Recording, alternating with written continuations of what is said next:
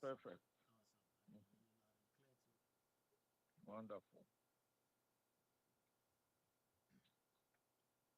All right. So let's see. Let me hit the recording and we can start. The recording has started. Hello, friends and families from around the world. Once again, welcome to the Be Inspired podcast, and we are super excited to have all of you joining us this week, even as we get ready for our our program. So, as usual, let's begin with a word of prayer. Father, in the name of Jesus, we give you glory, we give you praise, we give you adoration. Thank you for your mercies and thank you for your love. Thank you for your care. We are grateful for this opportunity to come together again virtually to learn and to grow relationships. We pray that you grant Mr. and Mrs. Crab the grace and favor to be able to deliver to the glory of your name. We thank you in Jesus' name. Amen. Amen. Alrighty. So, folks from around the world, once again, welcome to our show. Well, what values are you passing on to your children? What will you want them to remember and practice in their lives as adults? Well, as usual, Mr. and Mrs. Crab is here to do justice to that. And today, our topic is preparing the next generation for their future. Over to you, Mr. and Mrs. Crab. Thank you, Dr. Jacob Sabe, and good evening to most of you, and good morning to all those who are down under. Good afternoon to some people too, I guess. So, people all over the world, we say hello and welcome to another podcast. We're talking about our children today, the next generation, how we are preparing them for the future. In his article, which is titled Growing Together, The Key to Creative Parenting, Dr. Jack Westman stated, when seen only as presiding over a child's growth, parenting can be frustrating and burdensome. However, when seen as an opportunity for personal growth for adults, parenting is one of the most creative and affirming experiences that life offers. It can be a mutual growth process for both parents and children. End of quote.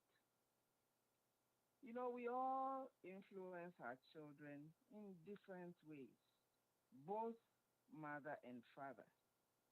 Whether we interact a lot with them or whether we interact very little, it involves molding another person's life in growth, developing character, shaping their worldview, and guiding them into adulthood.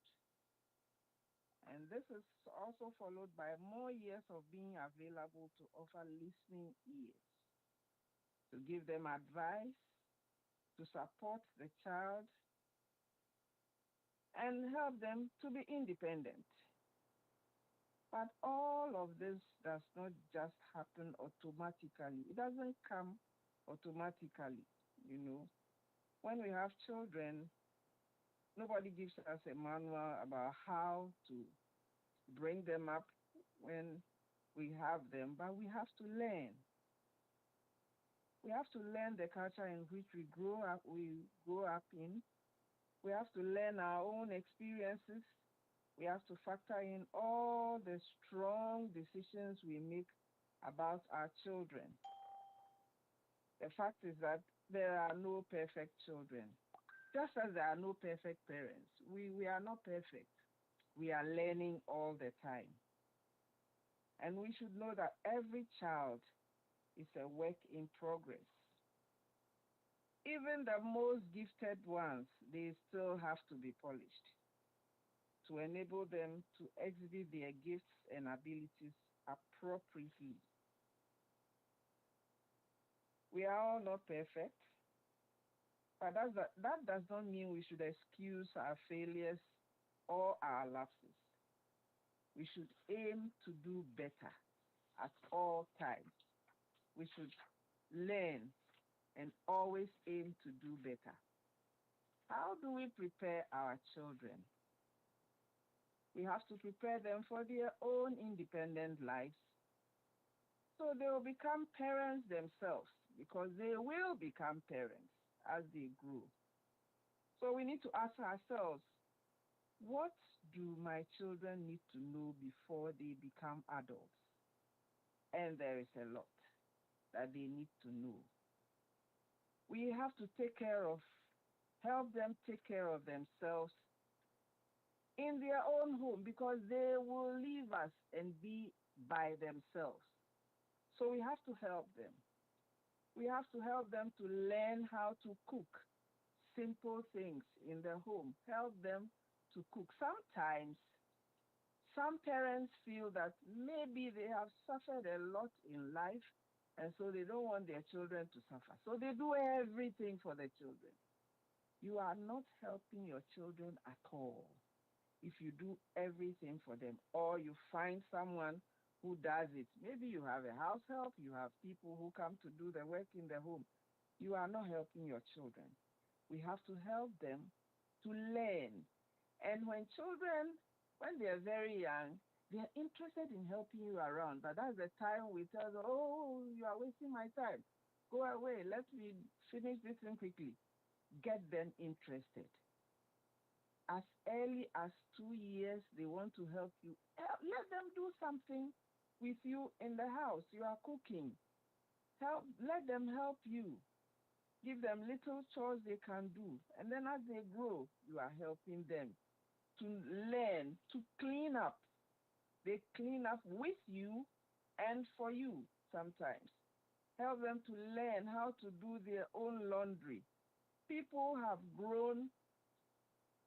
One of my girls went to college and she called me and said, Mommy, the things that you taught us, there's a girl here in college, she doesn't know how to use the washing machine. So she put everything in the washer and everything, the colors mixed up. She didn't even know how to separate anything because her mom did everything for her, even up to high school. Even her own sandwich, mommy did it for her. So she didn't know how to do anything. Now she's in college and she's so messed up. And she's missing her mom so much. But mom is not there to help. So we have to help them to do all these things. Little by little, they grow and they enjoy it. Sometimes make it a game so that they will love it and do it. How about their physical health? We have to help them as they grow, help them to exercise, help them not just to sit all the time in the living room to play video games. Get them out sometimes to exercise. Help them to eat healthy. Sometimes we are so busy, so we end up feeding them with junk food all the time. We need to help them to eat healthy, give them good food, and help them to enjoy the good food so that they will learn. And when you are doing it with them, they learn everything. If you teach them how to do it, help them and they will enjoy it. They won't see it as a chore. If we don't help them early and they don't do anything, that's when they grow up, when they become adults, they get so tired, they get so overwhelmed with little things. They feel that, everything is too much for them because you have not helped them. So let us help them. How about work? We start very early with them, doing their homework and their assignments on time. Prepare them for all the things that they will be doing, office work in future. It starts with helping them to learn to do their homework and assignments on time. Teach them to enjoy the satisfaction of working well and seeing the good results in any task. So if you give them something to do and they didn't do it well, instead of screaming on them or maybe scolding them the first time, you can let them know, you didn't do this thing well. This is not how it is done. Let's do it this way and see. Help them so that they will enjoy it because they need to. We need to help them to learn and enjoy working. How about self discipline? Self discipline for everybody. Self discipline is the ability to control one's feelings and overcome one's weaknesses. It is the ability to pursue what one thinks is right, despite temptations to abandon it. So we have to help them to develop their own self discipline, help them to know how to use their time, how to organize their own activities. We can always chat with them and help them. For example, if you let them know, if you come from school and you do your homework immediately, you have the rest of the time to play. And maybe watch something you want to watch. If mom or dad asks you to do something, if you do it now, you are free for the rest of the day. And it's for our own advantage. Yes, they will make mistakes sometimes. Yes, because we are human beings. But we can help them to learn from their mistakes. You may be disappointed. You may be disappointed sometimes in their behavior, but it's not the end of the world. It's not the end of life. You know, it's part of growing. It is part of growing up. We have also made mistakes growing up, we ourselves. So we can help them. They can learn from their mistakes. Sometimes you just have to have a chat with them. Do you see how you did it this way? Did it help? Did you see how it happened, how it turned out? So we will not do it that way. So let's do it better. So we have to help them to learn and enjoy everything they're doing. Make it fun for them so that, they learn. One mother told me how they did the things. It's cleaning up. They are singing and they're picking up their socks and everything and, do it. Sometimes put it in the laundry basket and teach them, you don't put it beside the laundry basket. It should be in the laundry basket. So if you throw it and it doesn't go in, then you have to go and pick it up and put it in. So next time, you have to walk and get there very close and put it in. It's all helping for them to learn. And the way to do it with them is to start by not just instructing them to do it, but do it for them to see. And then do it with them. Help them to do it together with you. And then you can leave them to do it the next time because now you have taught them well. That is how we learn. That is how we help them. We can also help them to respect and treat all people with respect, regardless of their race or their social status. Help them to value everybody. Every human being is worth treating well. So we help them to value everybody. Help them to value family and family ties, including the extended family. Everybody is important. Sometimes we try to paint a picture to our children as if our extended family members are needy people who are demanding, they are poachers, of our money, and makes makes them look down on some people. But sometimes, in fact, we may be depending on those people to do things for us back in our home country. Sometimes these people may have actually sacrificed for us to get where we are. So they are not really, just people who are just taking our money depending on us. We have to let them know that these people are also helpful in some ways. We need to let our children know the truth.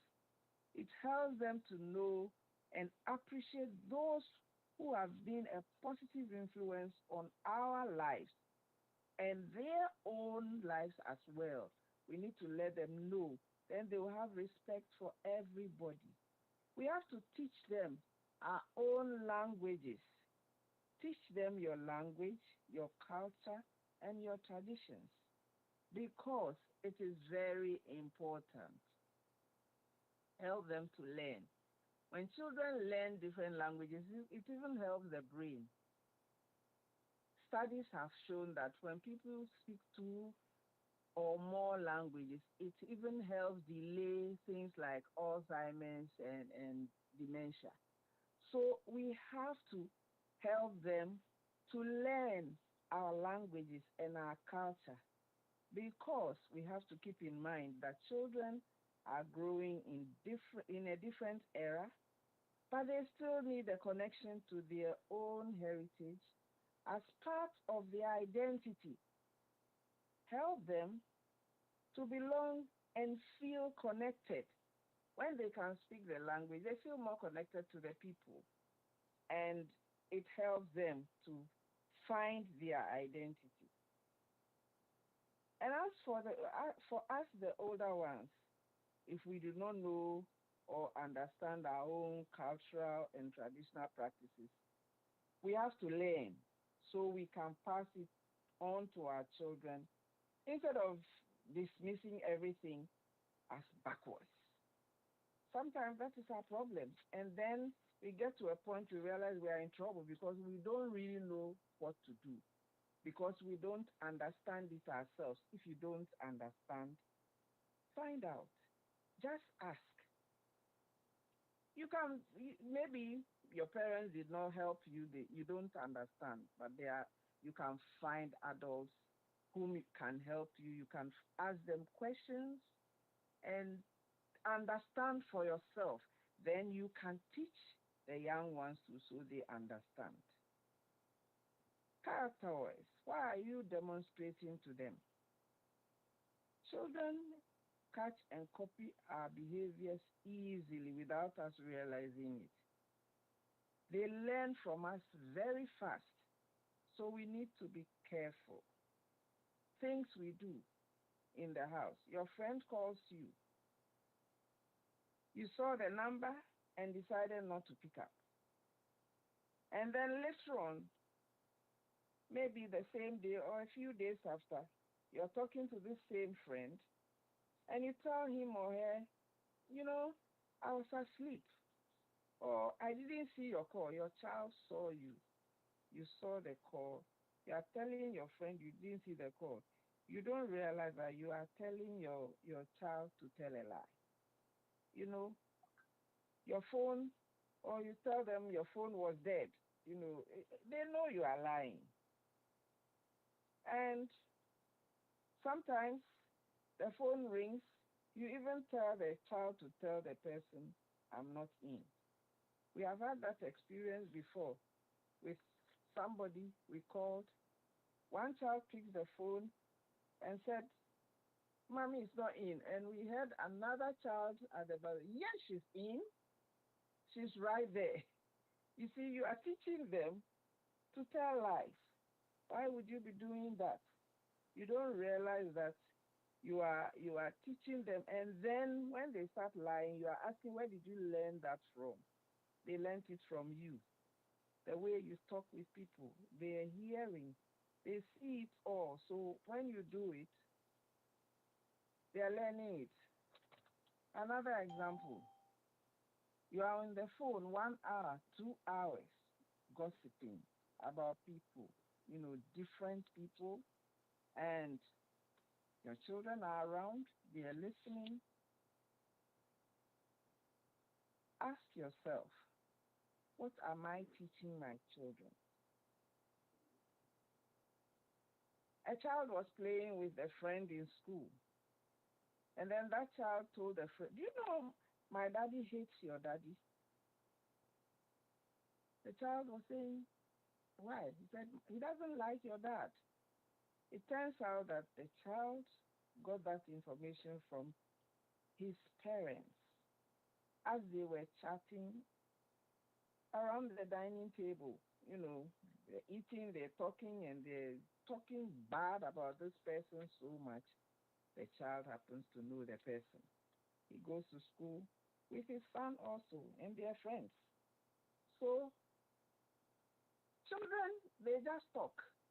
So the message got to the other person. You are teaching them something bad, talking bad about people. They learn. And when they do it, you don't understand. Research has shown that children who come from homes with domestic abuse, they grow up thinking it's a normal behavior because that's what they have seen. So they will do the same thing. So everything we are doing, our children see it and they think it's normal. If you talk harshly to each other, they think that's how life is. So they will do it. But similarly, if we have positive behavior in the house, it also can have a lasting effect on the children. So the things we do in the house, they are watching, they are learning. Hospitality. How do you receive people in your home? If you make them feel welcome, if you receive them nicely, your children are learning. This is how you receive visitors in the home. If you interact with people nicely, they are watching, even outside the home. How you chat with or treat store assistants when you go out shopping. When you go to your mechanic, how do you talk to the mechanic? Your son is in the car with you, went out with daddy, and he's seeing, he's learning. The handymen that come to your home, how do you talk with them? People who come to work around your house, how do you treat them? We are teaching them all the time. They're learning. And so we have to, we're painting a picture to them all the time. So we have to make sure that we are painting a good picture to the children all the time. Help them. Think about whatever you are doing because it is very important. We have to make our marriage a positive model for them. How do we demonstrate love and respect in the home? How do we talk to each other, mommy and daddy? Adults in the home, how do we talk to each other? Adult to children, how do we talk to each other? Even the children, how do they talk with each other? We have to help them to see that you have to respect everybody. When people come to the home, little children, other little children come to them, how do you teach them to help them share the things that they are doing? They have to share with each other. And so when they're trying to do, this is mine, you have to teach them. Sometimes, even before other children come, that when these children come, you have to share your toys with them. Don't hoard everything by yourself. We need to help them all the time because it is very important. Everything we do, they see and they do it. They begin to think it's the norm. I was talking with a lady once, and the child had a lot of nasty words she was saying to people. And I said, why does your daughter talk this way? And she said, oh, people say that when children start talking, they say such things. And I said, no, That's not it. It's because they're hearing those words. If that is how you people speak in your home, you have to check it. Because the things that you say, that is what the children learn. And they'll also do the same thing. So let's help them so that we don't do that to them. If we treat each other well, if we talk to each other nicely, they will learn to talk to people nicely. If we treat each other nastily, they will think, well, that's the way life goes. And they will do the same thing. So let us learn. How about our faith? This is also one area where the father has to exercise leadership. We have to exercise, first, the father has to exercise leadership in the house by showing the children how to worship God, how to be interested in the things of God. Sometimes, what happens is that boys, when they grow up to a certain age, after 12 years, they don't want to go to church, they don't want to do anything because for a lot of them, what they realize is that when they are very small, some of them, daddy drops them money and the children at church and goes somewhere. And then he comes to pick them. So they learn and see that big men don't go to church. Only women and children go to church. So when they also get to their teenage years, they want to be like daddy. So they don't want to go anymore.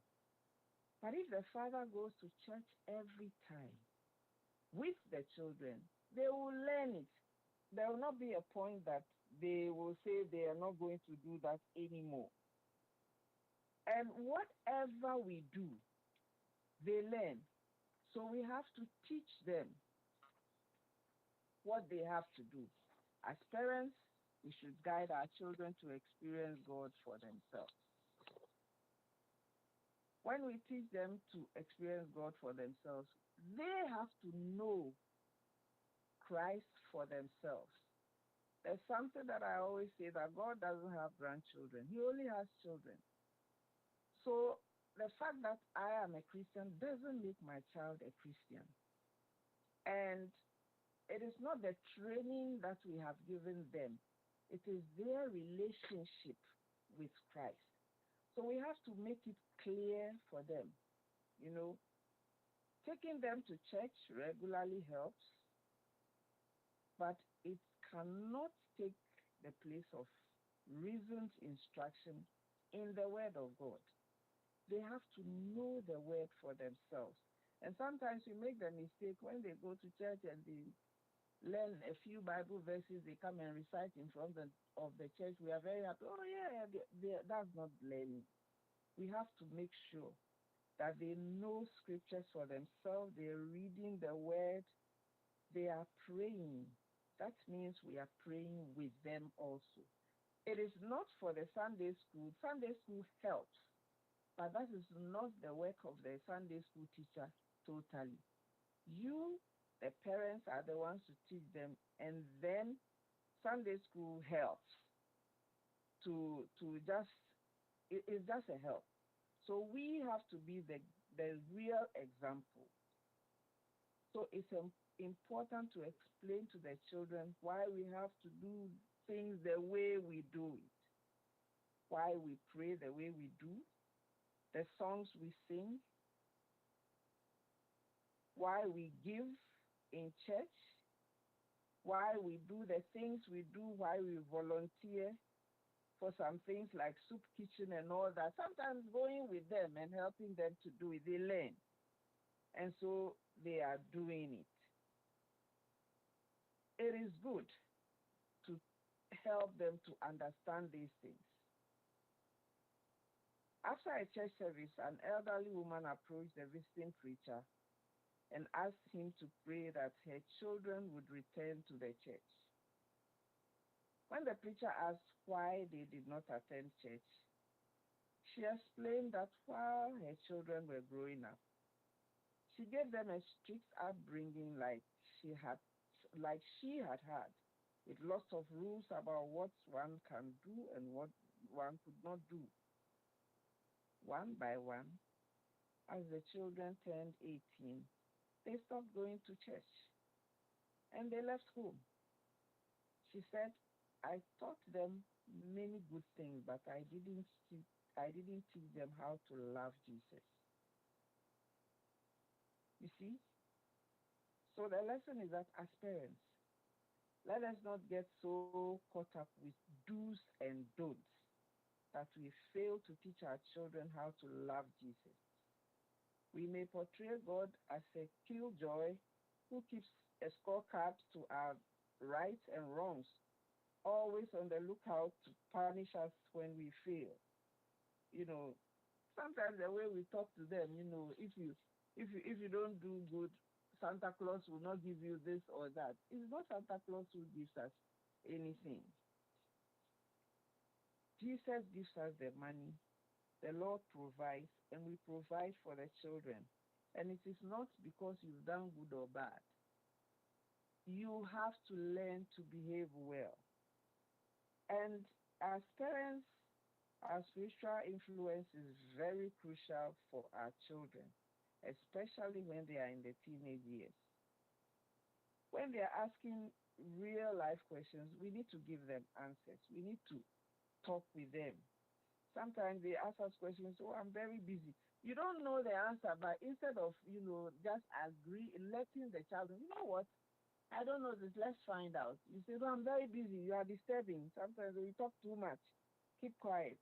But we need to encourage them, help them. The American researcher George Barner took a national sample of 13-year-olds and compared them with a sampling of adults comprising every age segment. On 12 core spiritual perspectives, he discovered no difference between any of the groups. In other words, the things a person believes by the age of 13 are pretty much what he or she will die believing. No wonder the Bible says, train up a child in a way he should go. And when he grows, he will not depart from it. When we train up the children in the way they should go, when they grow, they will not depart from it. How are we preparing them to understand and practice the beliefs that we have? And are we making sure that they become their beliefs also, so that it is not just the training? We have to learn how to do it well. How do we pass on the torch? In his article, Raising the Future, Roger Thomas highlights pertinent information from Psalm 78, verses 5 and 6.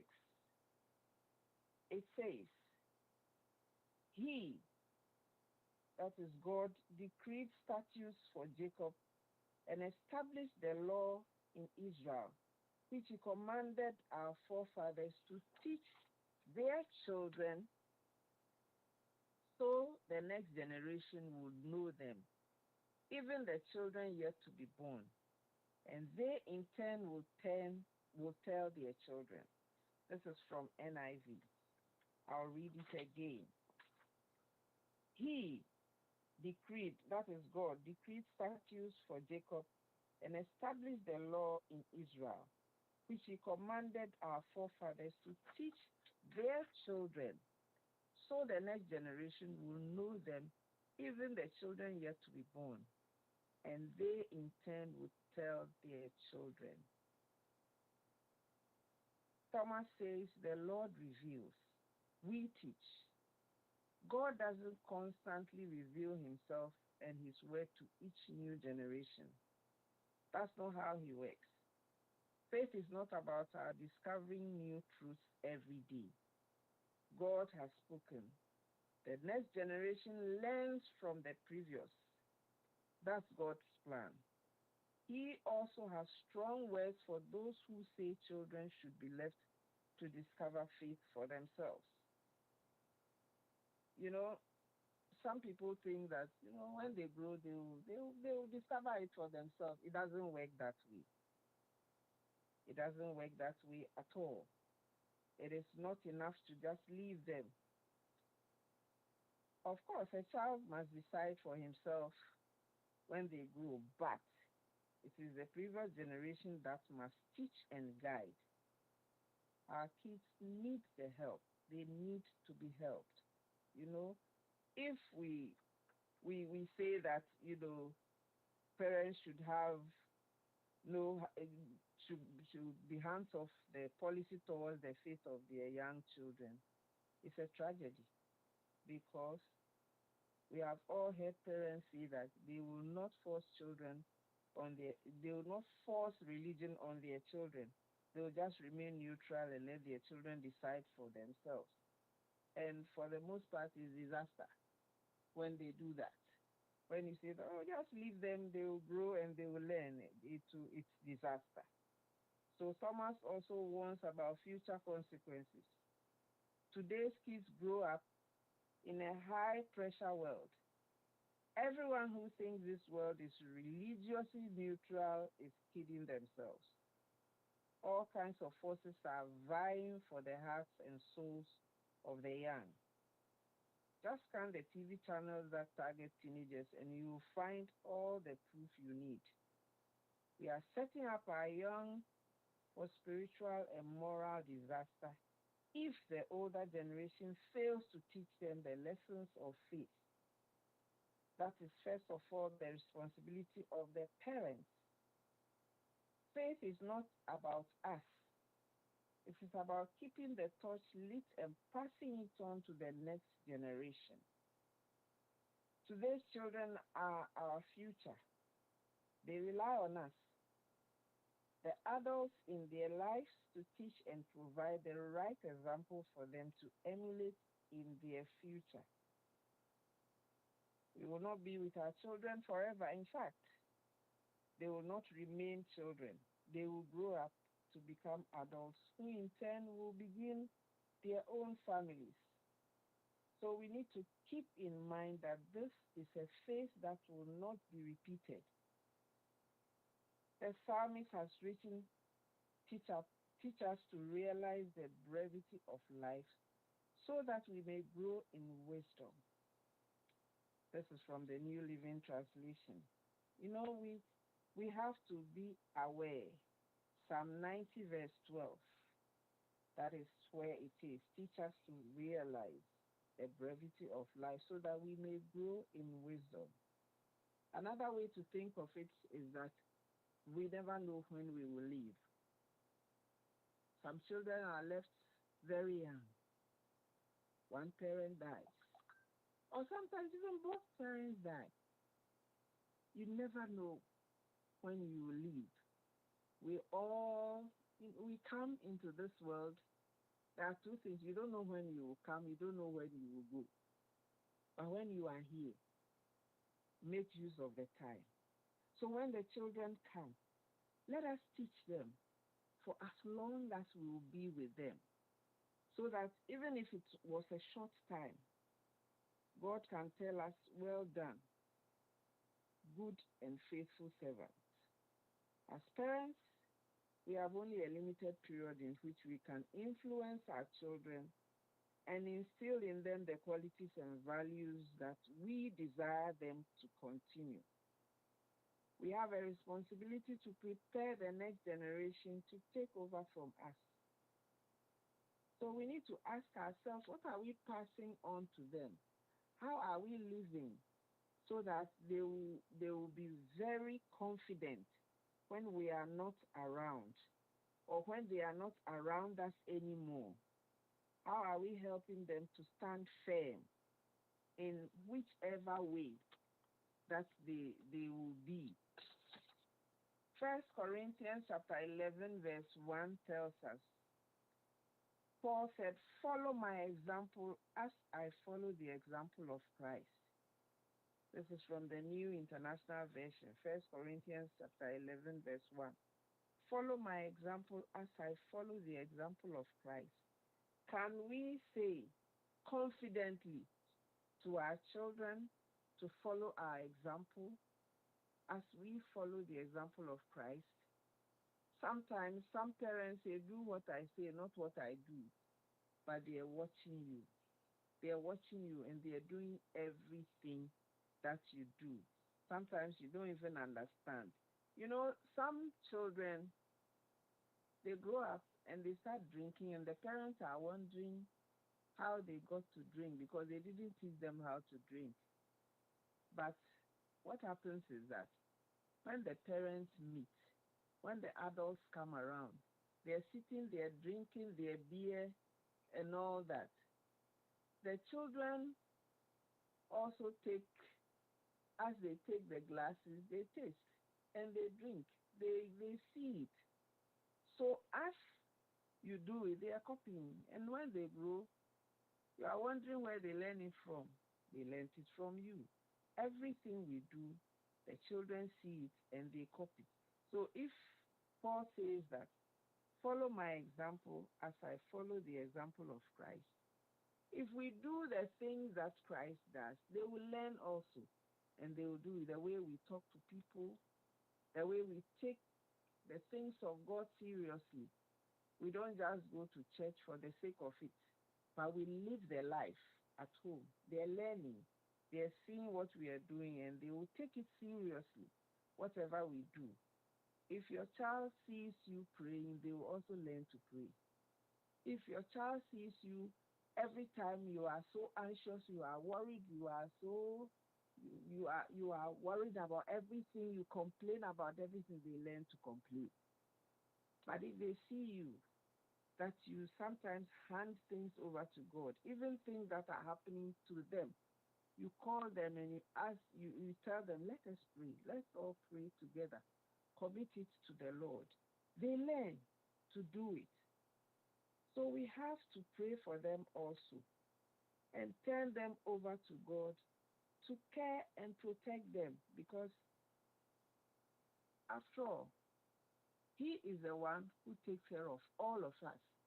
And so we have to learn to give them up to the Lord. Philippians chapter 4, verses 6 to 7 says, don't worry about anything. Instead, pray about everything. Tell God what you need and thank Him for all He has done. Then you will experience God's peace, which exceeds anything we can understand. His peace will guide your hearts and minds as you live in Christ Jesus. There are so many things that happen in life, in the lives of our children. Sometimes they can disappoint us.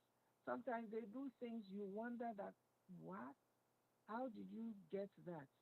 But if we can bring them to the Lord, if we can bring everything to the Lord instead of worrying about these things, if we can pray for them and with them, not only for them, with them also, let them see that you are committing them into God's hands. Sometimes pray with them and pray for them. When you bring the things to God, He helps us in all that we do. And it is not only our little children that we pray for. We have to pray for our adult children also. There's something in Job chapter 1, verses 4 and 5. Job chapter 1, verses 4 and 5. I'm reading from the New Living Translation. Job's sons would take turns preparing feasts in their homes, and they would also invite their three sisters to celebrate with them. When these celebrations ended sometimes after several days, Job would purify his children. He would get up early in the morning and offer a burnt offering for each of them. For Job said to himself, perhaps my children have sinned and have cursed God in their hearts. This was Job's regular practice. This is the Bible. So there are two things that I always see in this, that Job's children, they had birthday parties. They had parties. So it is not a bad thing to have a birthday party. But Job always wants them to do the right thing at all times. So even after that, he will pray for them. So he prayed for his adult children. So it's not only your little children that you pray for your adult children also. When we had our firstborn, we went to church, and one lady saw me. She said, "Welcome to the club. You never stop thinking about them. You never stop working until you go to your grave. Even when we're the old ladies, the old men who are lying in bed dying, they are still thinking of their children because they want them to do the right thing. They want them to be on the right path. And so you will never stop. So you can give them up to God. You can pray for them and ask the Lord to take charge of their lives, especially when they are not with you. When by this time, I'm sure most of us, our children are not even at home. Wherever they are, God's prayers reach them, wherever they are. And so if you pray for them, God hears and He answers. You know, it's amazing how God answers some prayers, and the children themselves, when they come to say, this happened, you know you were praying for them exactly for that. So commit them into the hands of the Lord and trust that He will keep them. Of course, if you have done your homework well from the beginning, as the Bible says, train up a child in the way he should go. When they are grown, they will not depart from it. So wherever they are, you have done your part.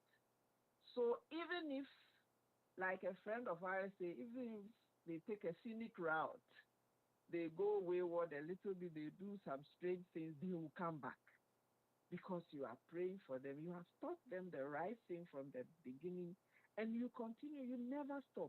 You continue praying for them, giving them to God, putting them in God's hands every day. Even if they go astray, they will come back. And you have that assurance that you've done your part. So you have no regrets because what you can do, you have done. If you haven't done the work well, that's when you have problems. When your children get married, you want to be in their home to cook for them. You want to because you know they don't know how to cook. But if you have done it well for them, you are free yourself. And you just go and visit, and you too, you will relax. But if you haven't done the homework well, then you are in trouble. When they are getting married, you are worried.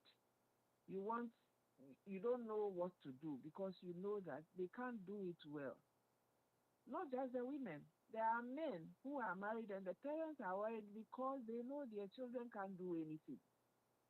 So they have to think for them. They have to go help them. And then you become an intruder in your son's home or in your daughter's home.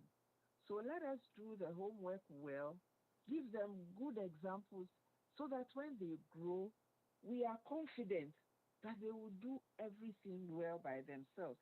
Even if they make mistakes, they will learn and they will do the right thing so that we too, we will be free and we will relax. We will not be worried when they are grown. You have adult children, your children are over 50 years, you are still worried about them, thinking of what they are doing, how they should do it, trying to still get to help them, you have failed. So let us do our homework well from the very beginning, and when they grow, we will be relaxed. We will not be worried. Of course, because we know they are in God's hands and He's taking good care of them. If we do it well, we are the very ones who will be at peace, who will, in the end, be the ones who are enjoying. And of course, we will enjoy our grandchildren also. So this is what we have for you today. And Dr. Jacobs Abbey, we will leave the rest to questions. Thank you. Thank you so much. Thank you so much, Mrs. Crabb. That's a very powerful presentation. So we will go straight into our line of questions, and at the same time, we will also, like we say all the time, just in case you want to ask a question directly and you're on the line, don't hesitate at all to unmute yourself and you can ask the question directly. But if you want us to read for you, those of you on YouTube, YouTube. You can put your questions there, or you can also text it to us on the 57 country code +1 area code 571-337-9185, and we'll do that on your behalf. And so let's go straight into our questions that have come in.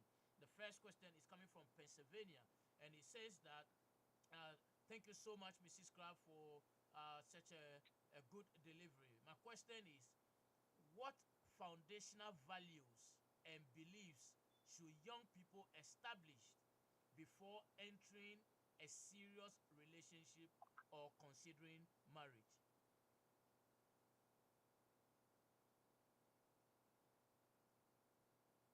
It starts with some of the things that um, Vivian has already shared.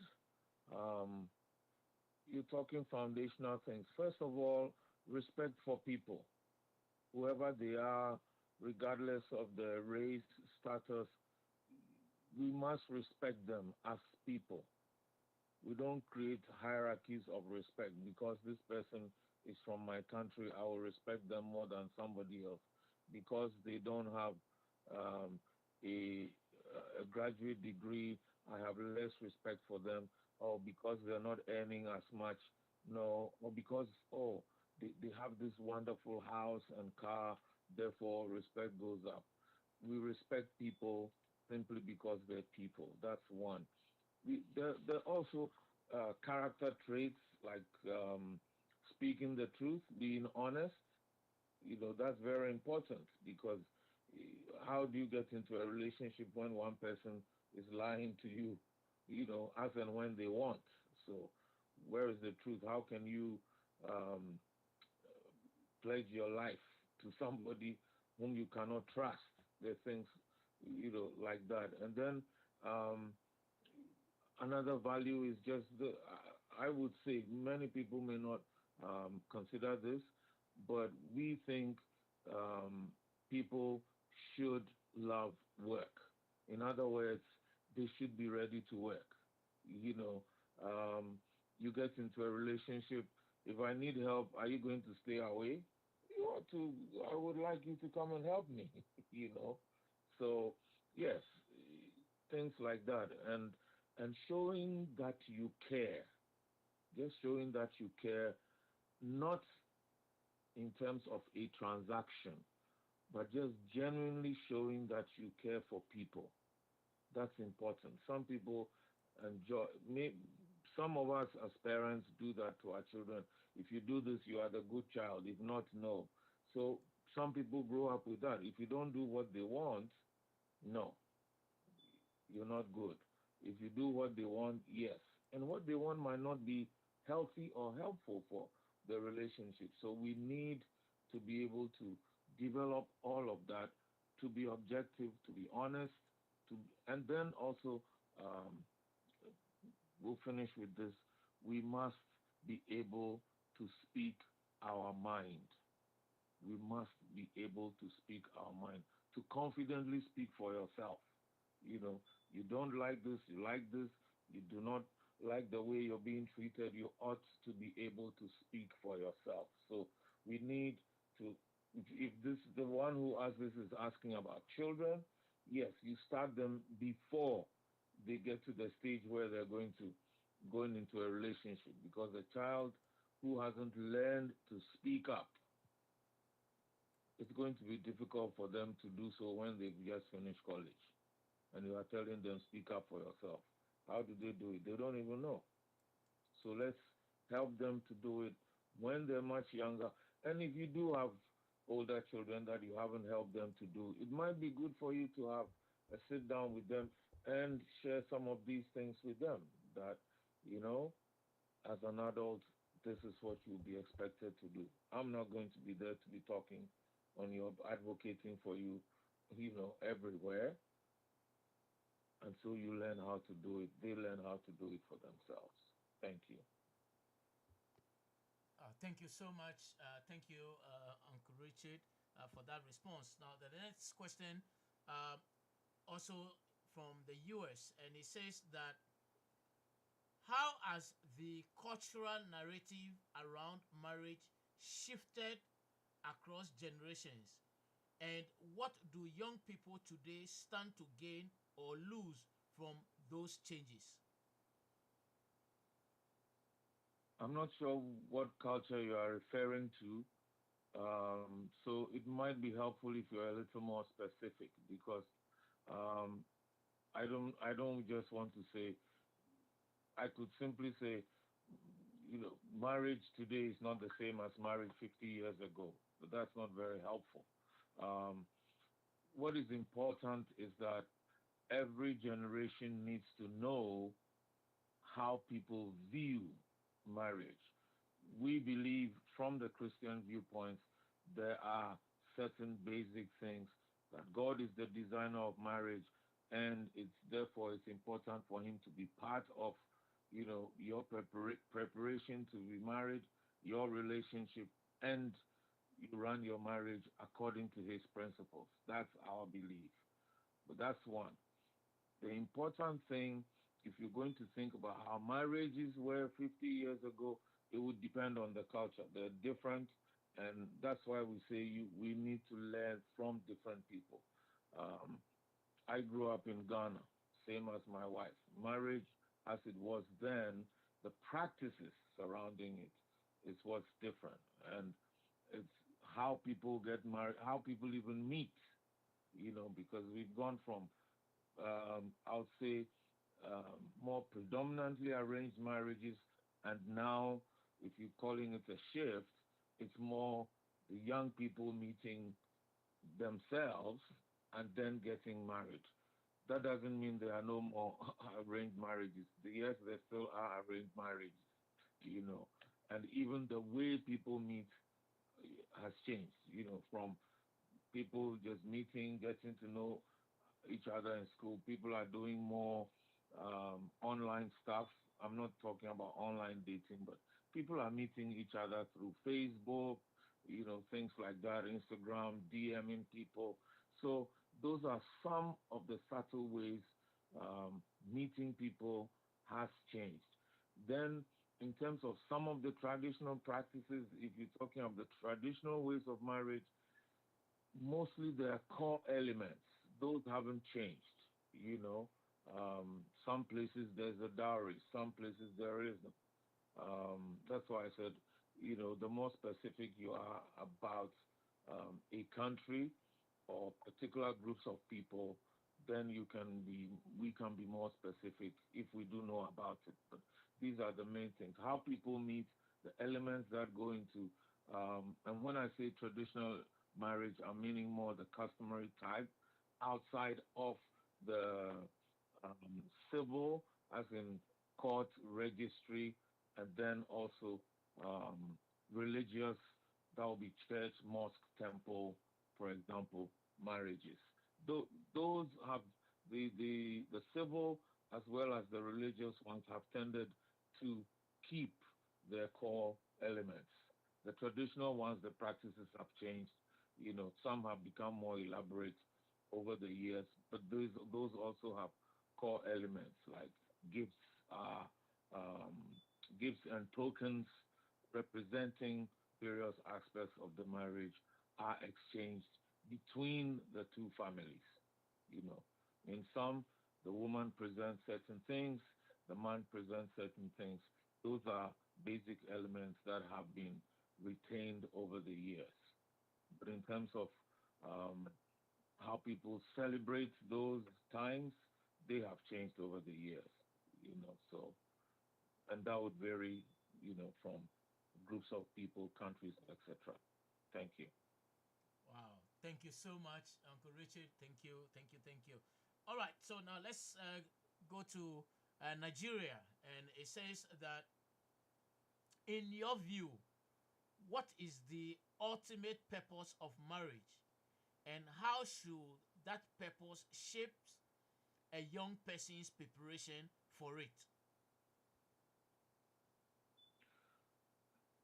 If if you take the biblical view, the primary purpose of marriage you'll find in Genesis chapter 2, verse 18. And God said, "It is not good for the man to be alone. I will make him a helper suitable for him." So we say the primary purpose of marriage is companionship, is to have a relation with someone else. And within the Bible's construct of marriage, it is to be a lifetime experience. So some would begin to say, oh, so there's no divorce. You can see divorce in the Bible as well. And there are conditions around it. But the primary purpose is companionship in or for a lifetime. That's what, we would say. You ask for what I think. So that's what I'm telling you. It's what I believe. Thank you. All right, thank you. All right. So this is also from Sierra Leone, and he says that monthly after month. Hold on, Dr. Sam. All right. Hold on, Dr. Sam. Uh, A thought came to mind. Let me say it so people don't think I've skipped something. You will notice that I didn't mention children because, and that's why I quoted the verse I did. The primary purpose is companionship. That's what God said. But if you go into Genesis chapter 1, verses 27 and 28, God created both male and female and said to them, be fruitful and multiply. So some would say, oh, the purpose of marriage is to have children. But that's not the primary purpose. The primary purpose is for the two people to come together. Because if marriage, the primary purpose were for children, what about couples don't have children? And that's why for us, as the question said, my view, that's why our view is the primary purpose is a companionship for life. Yes, children can result from that companionship, and that's also good. But that's not the primary purpose. Thank you. Thank you so much. Thank you. All right. So, like I was saying, the next question is from Sierra Leone, and it says that it said month after month I look forward to such powerful learning from Mr. and Mrs. Crab, and today is no exception.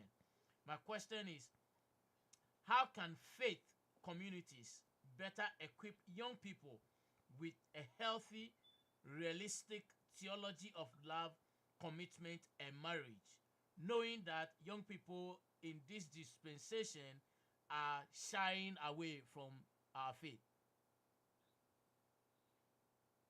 I think, primarily as part of Vivian's preparation, she talked about parents themselves, we parents knowing some of these things. I think in the main, the failure starts from the home. If the parents themselves do not understand why certain things need to be done, then obviously, as the lawyers would say, you can't give that which you don't have. So that's where it starts. And we need to know that the institution of marriage, for everyone getting into it, and how they will experience their marriage is unknown. None of us can say, oh, when I marry X, this and that will happen. Because human beings are not robots that we program to behave a certain way. People can be very nice today and tomorrow can be very nasty. But there are character traits that people can study. There are ways in which we live with each other that we can learn. The sad thing is that we would happily go to school from, now the many places there's preschool. From 3 years, the child is in school, all the way till they finish college. So from age 3 to about 22 plus, that's near 20 years of formal schooling. And then the child comes out with, or now the young adult comes out with a degree that they may not even use in terms of a professional life. That's where everything differs when it comes to marriage. Why would we place 19, 20 years to get a degree that we might not even use? Many of us were not using in our professional lives the degrees we studied for in college. If we made it through that, you see, why is it that when we come to marriage, and if you believe that you're going into a marriage, not to hop out of it after 6 months or 2 years or 3 years, but you want it to be, to have some permanence to it, at least you want a long lasting marriage, why would you not study for it? Why would you not prepare yourself for it? I think this is where we older people are failing the younger people. We know the stresses and strains in our own relationships, but we are not taking the steps to equip our young people so they will not make the same mistakes. So we often ask the question, you want to be a doctor. After you've got your first degree, you're going to get 4 to 6 more years. Then you specialize. And then you have continuing education. Just think of all of that. Why is it that when it comes to marriage, we think, oh, they're old enough, they can now marry?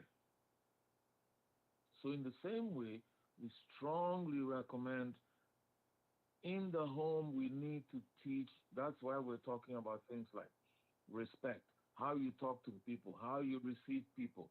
They're watching. When a couple begins the home together, when their friends come to visit, the first thing on the agenda is how do you show them hospitality? Are you offering them a chair? Are you offering them something to eat or drink? How are you receiving them? When will our children learn that if not from the home? And then, after all of that, we also strongly recommend having some formal, structured, that's what I actually wanted to say, structured counseling. Structured because there are set topics that we need to prepare for, how to resolve conflicts, how to communicate better, even understanding ourselves, our personalities. Some of you know the things you've gone. How can we prepare people to be able to deal with these things? In-laws, how do we prepare our children to be able to relate to them? So all of these, and the question talked about faith communities. We've gone too far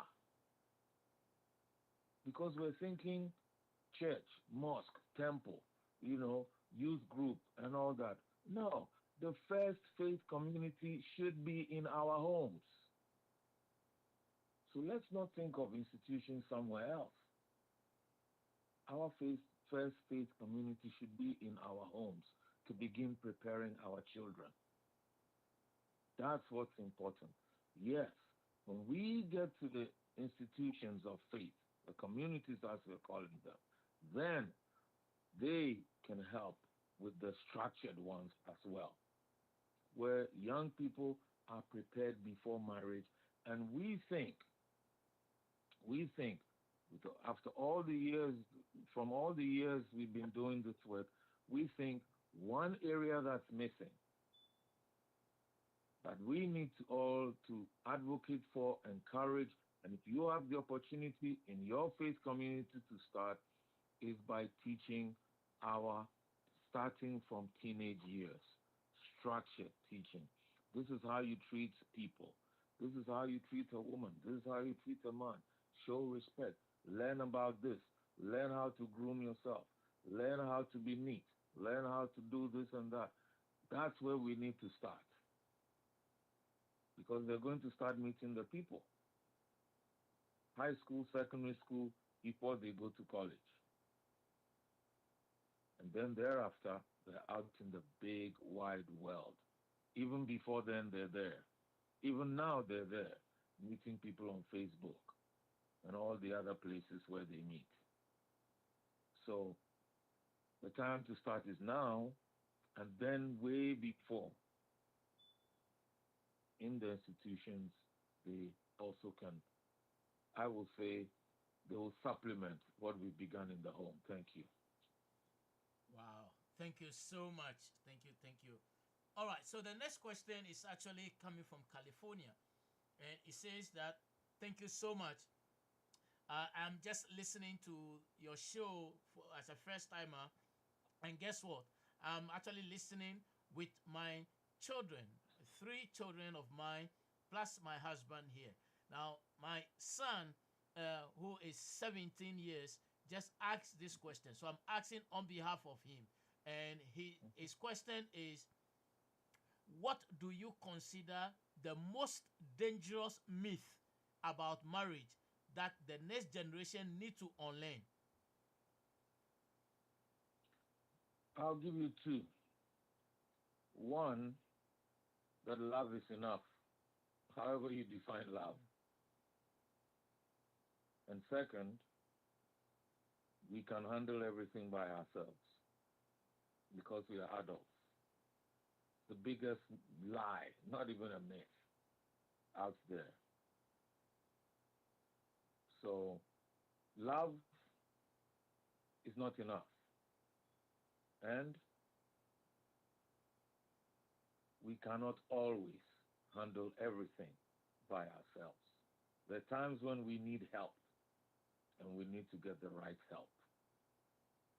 That's why it's good to learn ahead of time. That's phase one help. And just like I said, anybody working now, you're going for training, you know, why does your company send you for training? So you can be a better worker, so you can deliver for them more. So why do we think when we get married it's enough? Why don't we refresh? Why don't we get more training so that we can be better marriage partners? So those are the two things.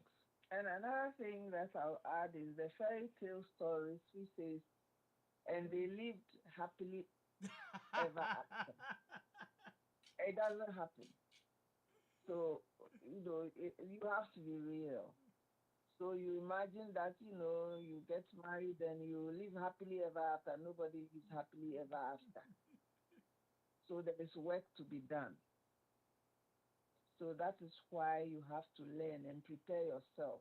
That is why premarital counseling is important. That is where you learn and see that, yeah, the happily ever after doesn't happen. You have to work at it. Thank you. Thank you so much, Mr. and Mrs. Crab. And again, folks, if you are on the conference line, as always, you are welcome to unmute yourself and you can ask the question directly. In case you are on YouTube, you can equally put your question there. We'll raise that. We'll read that on your behalf.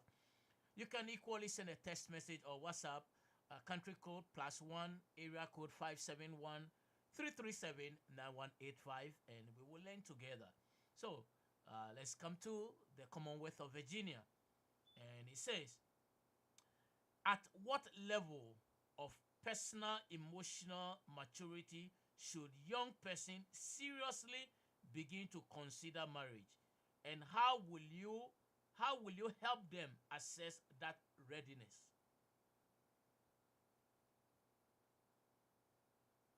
I'm not sure, what kind of measure you have when you're talking about level of maturity.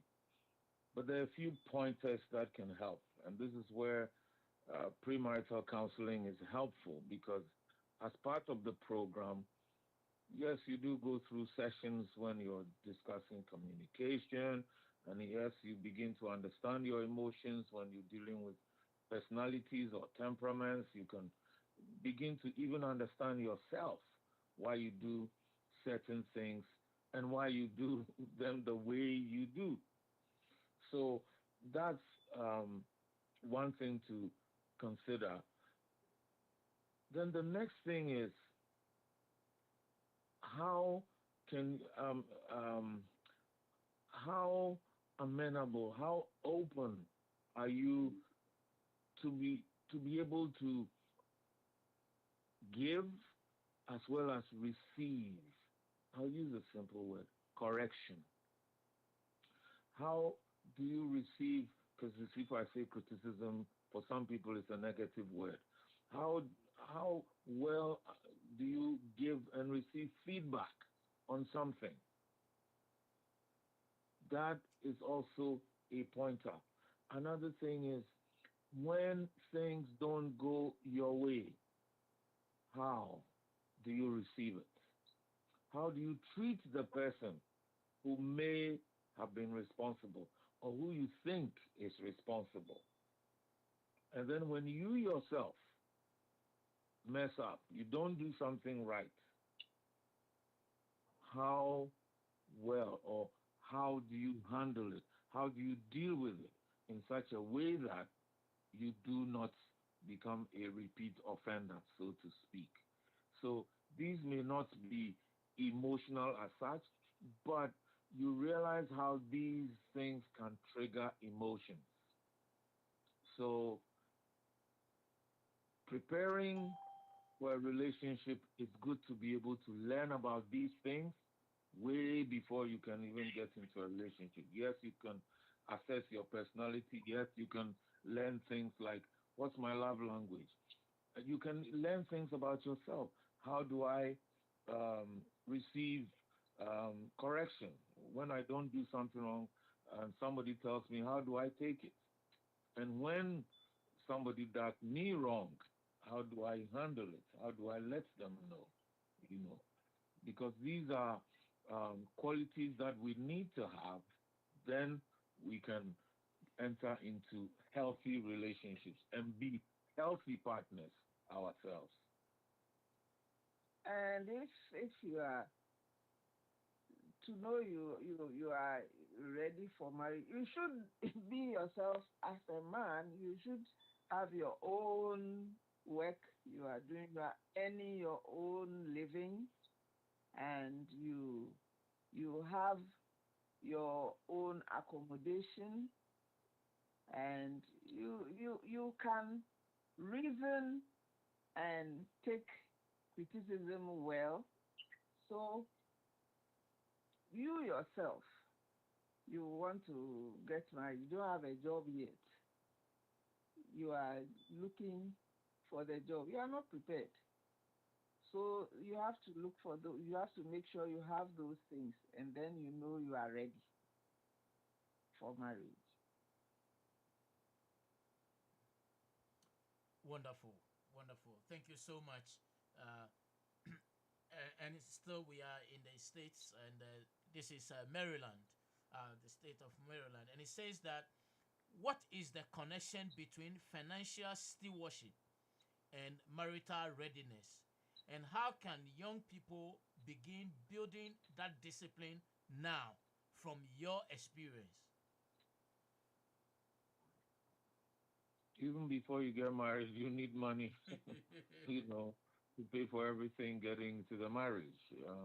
You're going to rent a place or buy it, whatever it is, you do need money. And yes, of course, finances will be more than money, but it is important to be able, first of all, as individuals, you need to be able to manage your own finances.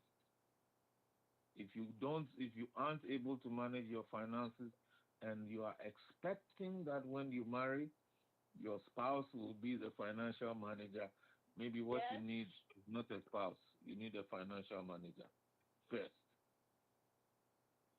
And what if the person you marry isn't good at finances? Then both of you are in trouble.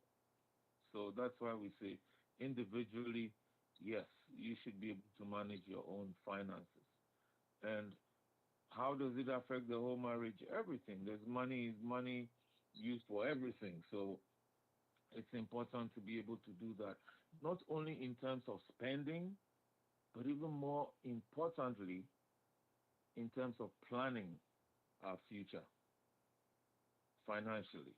That's also important because, yes, we live for now, but we live for the future as well. So understanding what it means to plan your financial future, we would say is as important as being able to balance your budget. Because some people are great at balancing the budget, but the financial future can be bleak. So those need to be balanced as well. Thank you. Thank you so much, Uncle Richard. Thank you. And this question says that said, what let me say, what role does unresolved childhood trauma or family of origin wounds play in how young people approach romantic relationship? I don't know if the question is much clearer. Yeah, I do. I Okay, do. okay, It's very significant. Trauma can come from your parents' divorce. Trauma can come in the form of sexual abuse. It can be physical or emotional abuse. And I think one of the points Vivian raised is children who've grown up in a home where abuse was the norm, could be physical or emotional abuse was the norm. For example, they saw father do it to mother, do it to father, sometimes to the children. They grow up thinking that's the normal way to behave. And I think a couple of 3 years ago, there was a video going around about a woman who had sued the husband for divorce. And her main point was that the man was too nice. And he was kind, he was helpful, he could cook well. And as she listed his his faults, so to speak, in quotes, the judge's eyes widened, and this is a TV program. The audience, people, go, oh my goodness, this woman, what is she talking? And the judge, when she finished, the judge said, "Are you out of your mind? This man is doing all the things the women, every woman in this audience wants her husband to do, and you want to divorce him, you know." And she came, the woman said, "But he's too nice." And at some point, when she was talking, she kind of, when the man said something, she kind of moved, kind of pulled away, as if you, when somebody is going to hit you and you move back. And the judge asked, "Why did you do that?" And she said, "He's never hit me." And it looked like she'd grown. And she said, "How do I know he loves me?" And that was the aha moment. She's grown up in a home where people who claim they love each other, they're fighting.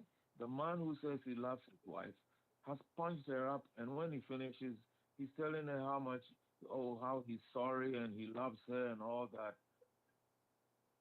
So you see how that affected this woman? And now she's met a man who's nice and she thinks he's terrible for her. And as the judge said, "Oh, you divorced this man, and somebody in this audience has got a husband," and all the women in the audience cheered. They were cheering. You know, yes, trauma does affect um, people's uh, relationships. We've had people who've talked about being afraid of entering or of entering a relationship because they're not sure they'll make it. We've worked with people who talk about being afraid to get married because of the marriages in which they grew up. They've seen their parents married. They've seen how the father treated the mother. We've heard from people who've taken certain stances. I will never let a woman do this to me because they saw what their mom did to the father. Or a woman saying, I will never allow a man to do this. I will never do this for because they saw what their mothers went through. There are people who've been abused sexually, who have problems with sex in marriage, and with any trauma, and especially for those who've gone through divorces, before you remarry, if you have a child or children, please get therapy for them. Don't assume that because you are getting married and you are happy, your children will be happy in your new marriage. It doesn't happen automatically. And children also have trauma they need to talk about, they need help with, so that they can become healthier adults mentally, physically, emotionally, and yes, we can add spiritually as well. Because some of them have seen abuse and abuse that has been justified, in quotes, by the Bible, by some religious beliefs, and that has also created confusion in their minds. So these these are just some examples of real things we have to deal with. And so don't assume children will be okay. Make sure they get help. If you, the adults, are okay, don't assume your children are okay. Get them help, especially if you're going to go into a new marriage.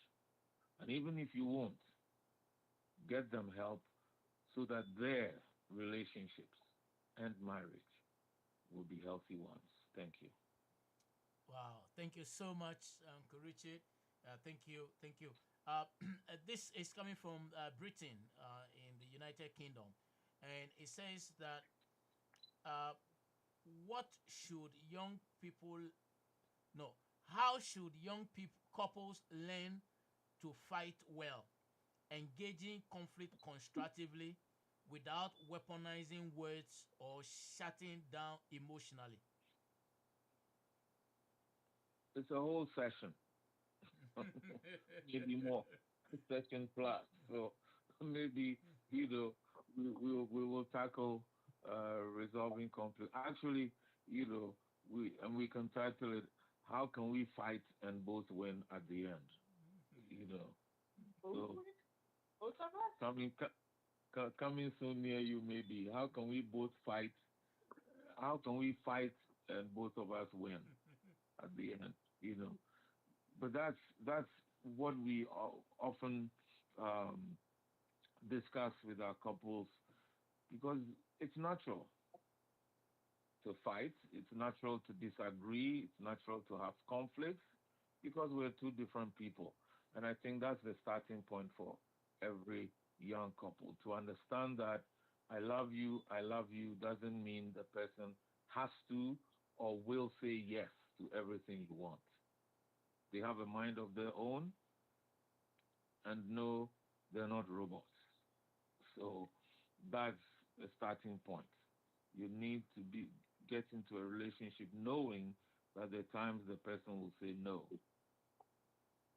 and for you to be able to accept no.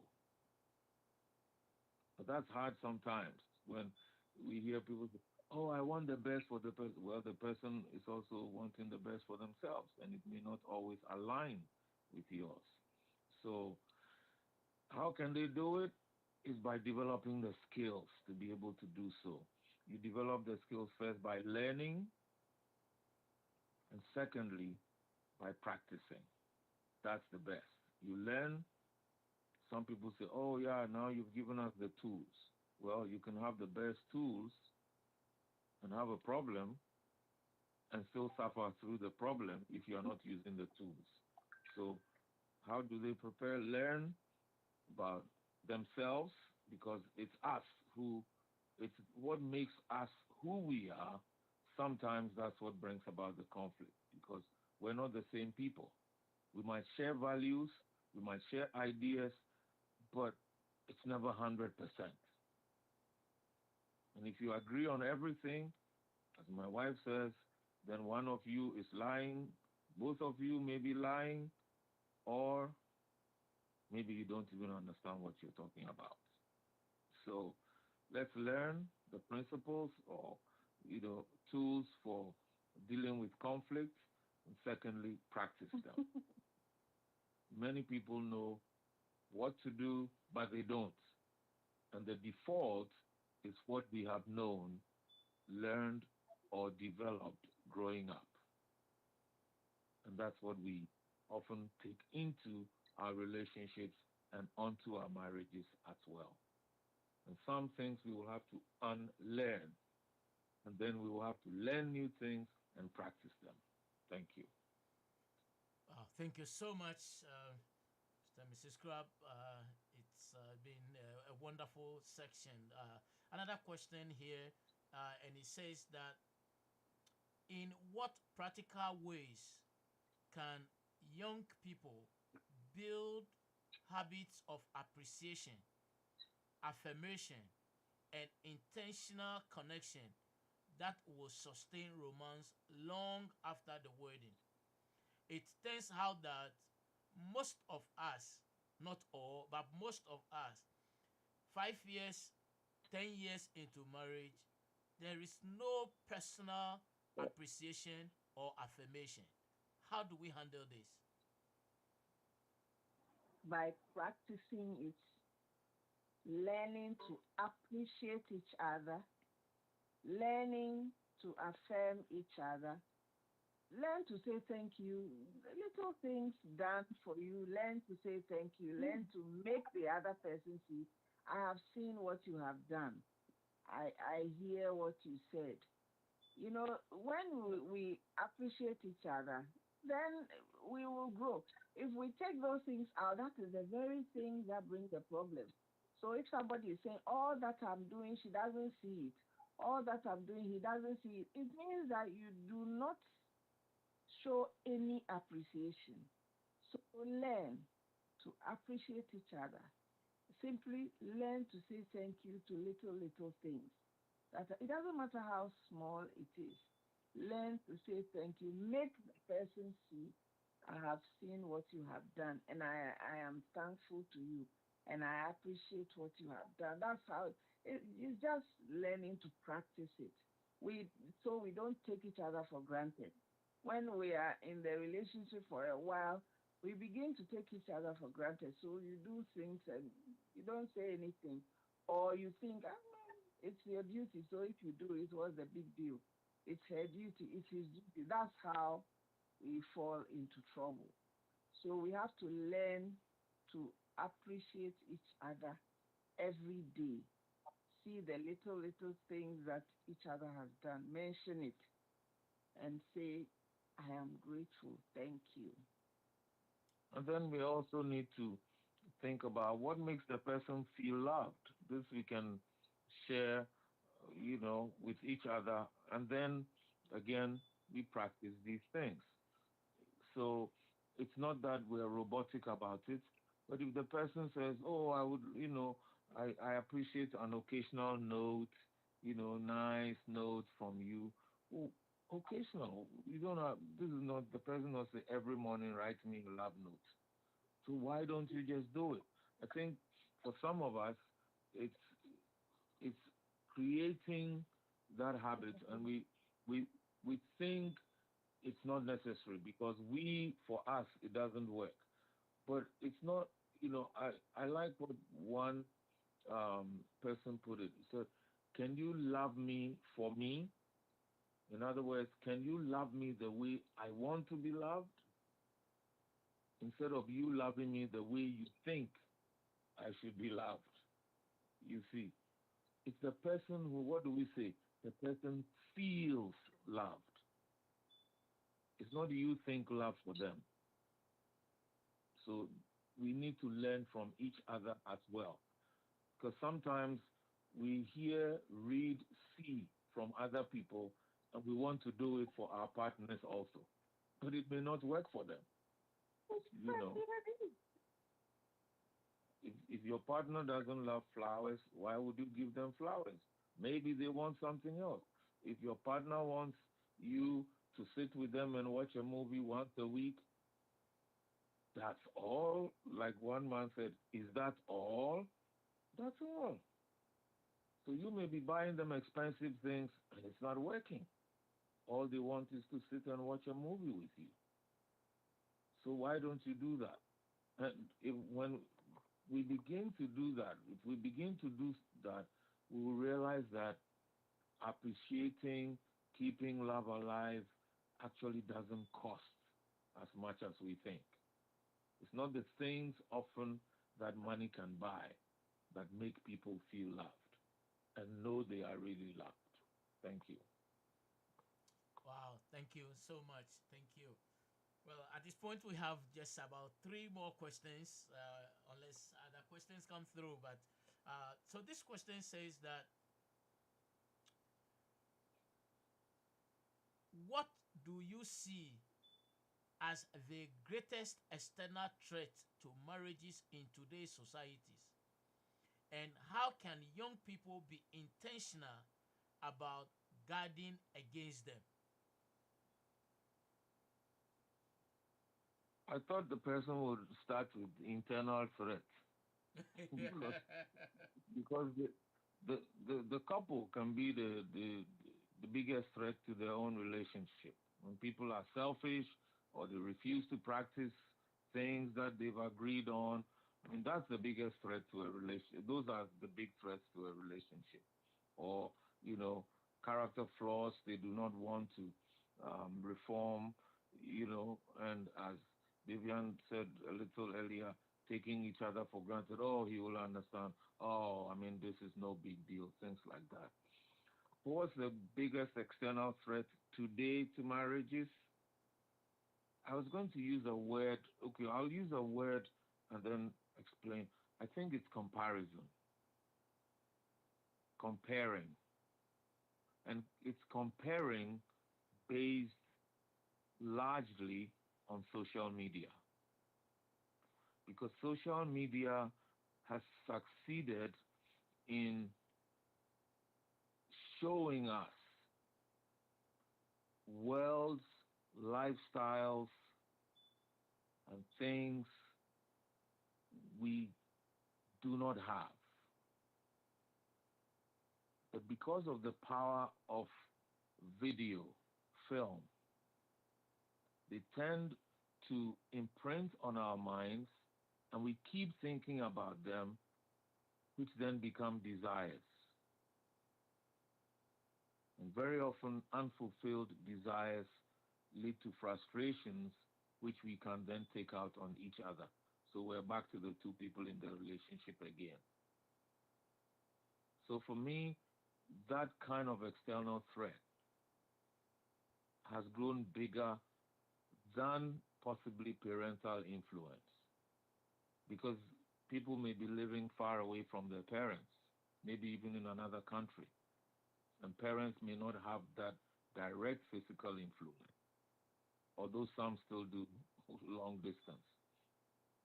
But it's being able to be sucked into a world that makes you want to have things, to do things that you are incapable of doing now, can't afford, that can give you,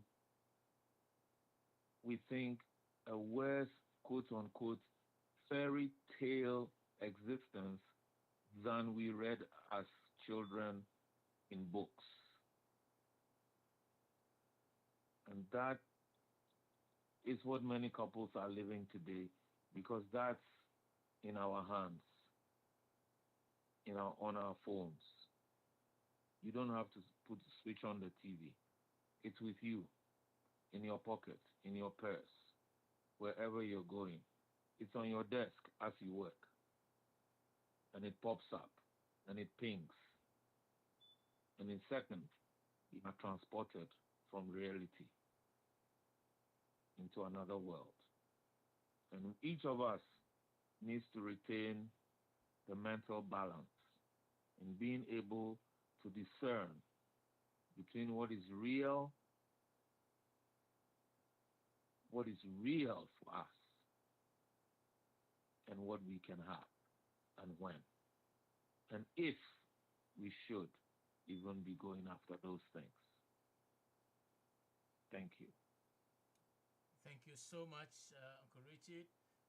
So the last but one question we have here says that how should young people approach the challenge of balancing individual career ambitions with the shared vocation of building a home and a family? I am asking this question because I chanced on Stanford research that shows that people with high career ambitions end up having a broken home. They cited examples of Elon Musk, Bill Gates, Jeff Bezos, and a few wealthy people who had career ambition and how that ruined their homes. From your perspective as married counselors, how should young couples approach the challenge of balancing individual career ambition with the shared vocation of building a home and a family? Thank you. Um, yes, I haven't seen the research you're talking about, but I could name five prominent people also, billionaires who have had the same marriage, or who've been married to the same person for years. Warren Buffett is one. His home hasn't ruined, and he's one of the richest men too. So there are other people also we could name, but I think that it's more than money, it's more than career. The important thing is the individuals in the marriage, which is interesting because we're now talking about what we said just a little earlier, that the biggest threat, we, the individuals in the marriage, can be the biggest threat to the marriage itself because of how we behave toward each other, even how we think about marriage and our own role in it. So it's not so much if you want to have to achieve, you want to get to the top of your profession, then you will have a broken home. I would strongly counter that and say no, that that is not always true. In fact, for most people, it won't be true. But yes, there are strains that can come, and that depends on whether one person or maybe even both in the couple are bent on having their own individual achievements regardless of how it's affecting their relationship or the other person. That is what we would say. Two persons in the marriage can decide they're going to go to the top of their professions. We have friends who are both professors. They are medical doctors. They met in medical school. They both, have got to the top of their professions and still happily married, you know, over 40 years married. So it's it's how the two people approach it. So when the question is how should, well, the should part of it is each of you should know this is what he wants, this is what she wants, even before you get married. And as part of the process of preparing to marry, agree on your principles, how you are going to do this. Is one person going to go get a PhD, for example, while the other person is keeping house? How is it going to work? It's going to be one. All those things have to be discussed because if that's not done, when the strains begin to happen, one person is in school, one person is writing a thesis, they don't have time for kids. By then, one, two kids may be around. Those are the things that begin to really stress not one, but both people. Because one might be making demands or having expectations of the other that they just cannot meet. And that's what creates the frustration. That's what makes one person believe he doesn't, or begin to think he doesn't care, she doesn't care. So these are things that have to be discussed even before the proverbial I do. And then when you have done, when you have, begun the marriage, review these things as you're going along because things always do not happen or play out the way we may have planned. What if somebody is taking longer to complete what they want? What if, a profession is changing, therefore there are different requirements? What if? Those are things we all need to prepare ourselves for. But friends, usually we don't until we begin to hit the wall or until we begin to realize, wait a minute, this path is not so straight. And that also we can prepare ourselves for. So, how should young people prepare? I'll say they need to prepare their minds for the fact that even what they plan may not work as well as they have planned. But they need to be honest, open, straightforward with each other, and be prepared to make changes along the way for the mutual benefit so both of them can continue to feel fulfilled. Neither person feels cheated. Oh, it's because of you I couldn't do this. Or I sacrificed for you and now look at me. No, now you're looking down on me. These are all things that we need to talk about before we get there. Thank you. Wow, thank you so much. Thank you, Uncle Richard. I believe that there's a caller on the line who want to go ahead. Please unmute yourself and ask your question. Thank you very much. Thank you very much. Please, can you hear me? Yes, loud and clear. Yeah, yeah, we can hear. Yes. Yes. And I would want to ask that you indulge me. I have a question and a couple of comments along the line. Yeah, one, the questions to follow. One, um, is marriage rewarding? Two, are we talking too much about the problem, about marriage, than the reward? And then, okay, these are two questions, but I'll give a comment, personal interaction that I had with a man and another woman. Um, this man is an elderly person, he's in his 50s, but I happened to meet him, and then he told me that he has two boys. He says that he's kind of worried because his boys do not want to marry. And he has a friend also who has two girls. And I got to know apparently it looks like they wanted to connect one of the boys to the girls. And he said the other one also do not want to, the other girls too do not want to marry. And they kind of had a way to ask them. And it was apparent, to just cut this the long story short. I think you touched on that, but it was apparent that on one side, the woman was domineering, and the other side, the man was domineering. And he was like, if the woman was domineering, his posture was to be, in order to allow peace in the house, he would be the one who would say yes to everything. And this is where the boys are seeing, and they say, no, I will not marry. And it looks like on the other side, this is also what it is looking like. And so, and it is a worry because the guys are, I know the guys, so the guys are in their 30s and they don't want to marry. And so the first question whether, no, I'm not talking about you as in Mm-hmm. Richard and Mama. Yeah?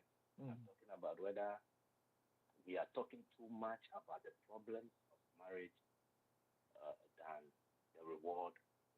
Also tying into the fact that you had earlier submitted that we go to school to get a doctorate degree.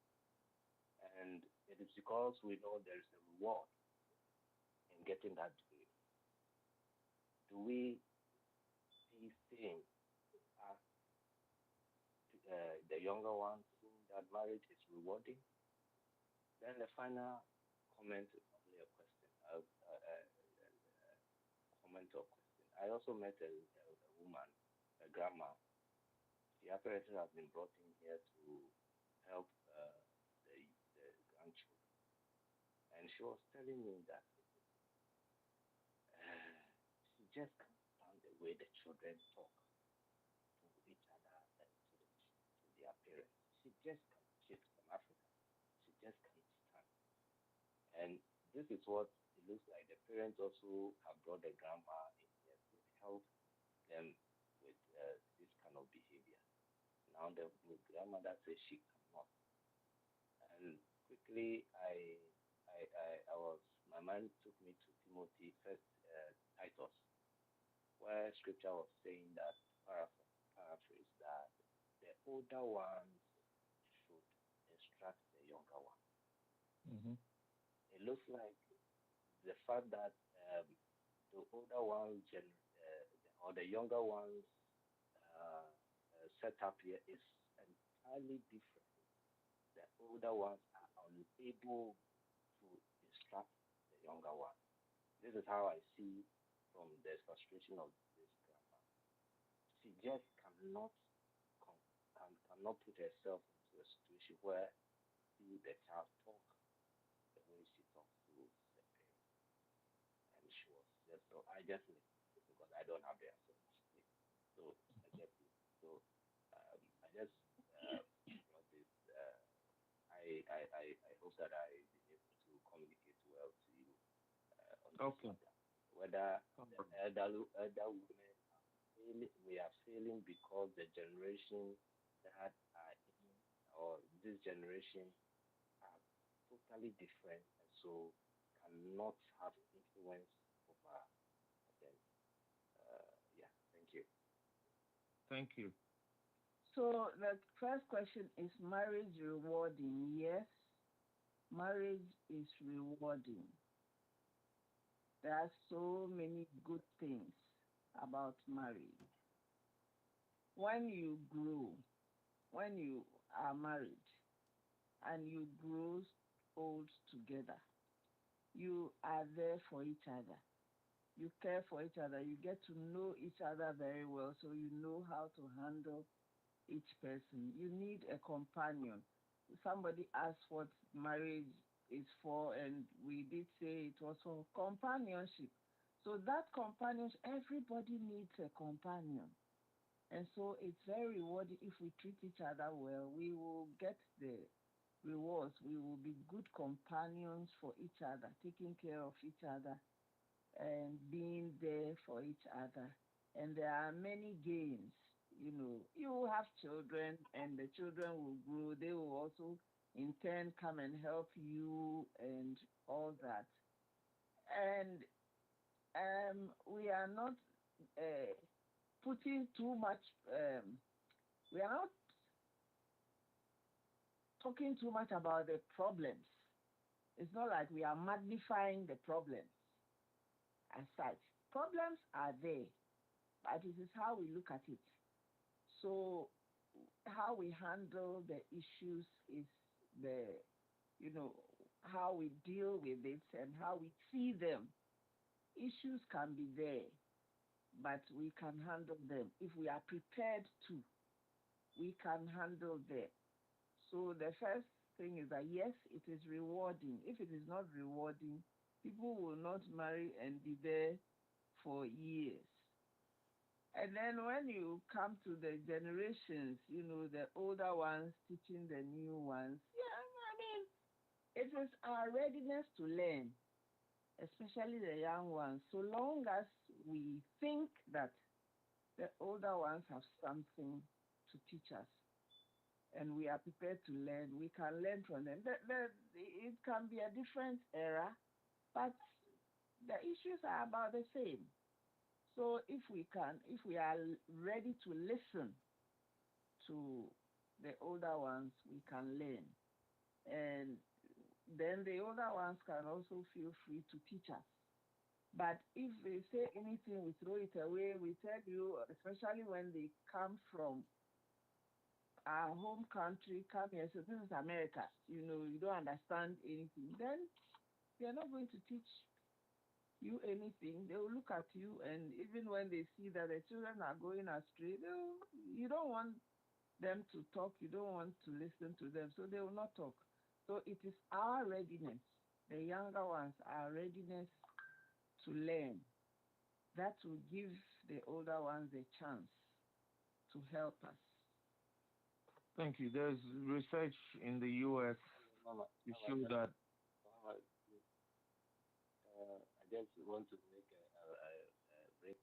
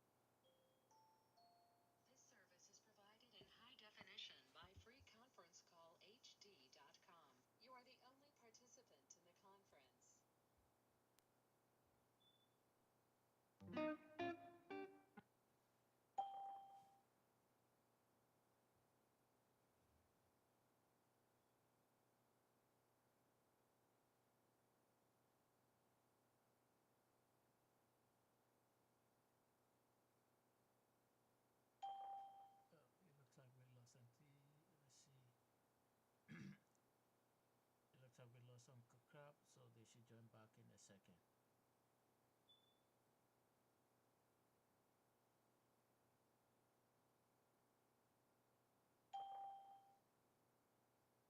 Okay, it looks like Uncle Richard is back.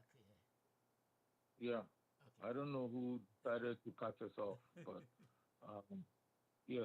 But I was going to conclude on a positive note. You know, there's research here in the U.S.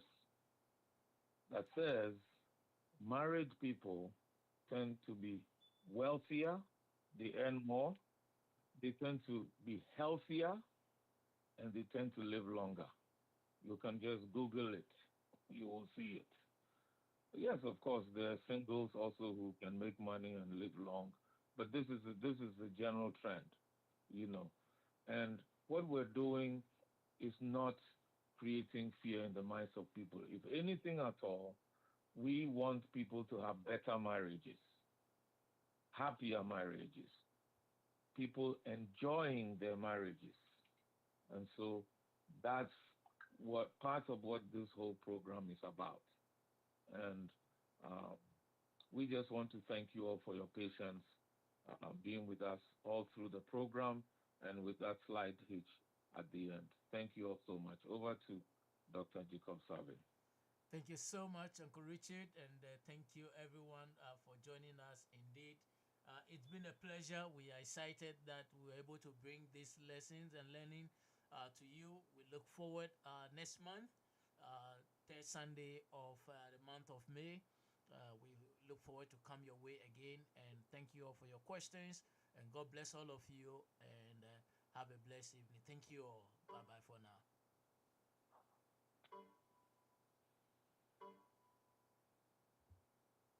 Thank you. Goodbye.